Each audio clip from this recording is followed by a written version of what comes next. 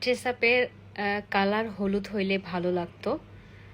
জানি আপনি different type like জানি আপনি ডিফারেন্ট টাইপ লাইক করেন, সম্ভবত হবে, বাট আপনি ডিফারেন্ট টাইপ খুঁজতে যাই এইটা একটু খারাপ নিয়ে ফেলছেন।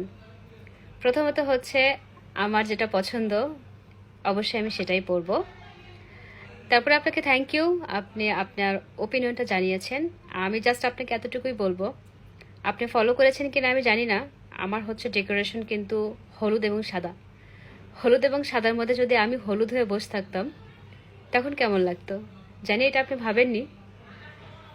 আমার মেকআপ আর্টিস্ট ইভেন্ট আমাকে যেমন চয়েস করতে বলেছে আমি তেমনই চয়েস করেছি। হয়তো বা আপনি এই কালারগুলো বা এই কম্বিনেশনগুলোর সাথে ইউজ টু না, তাই আপনি একটু অন্যরকম লেগেছে। তারপরে আপনাকে থ্যাংক ইউ, আপনি কষ্ট করে ভিডিও দেখে আমাকে কমেন্ট করেছেন। আমাদের জন্য দোয়া করবেন। টাটা।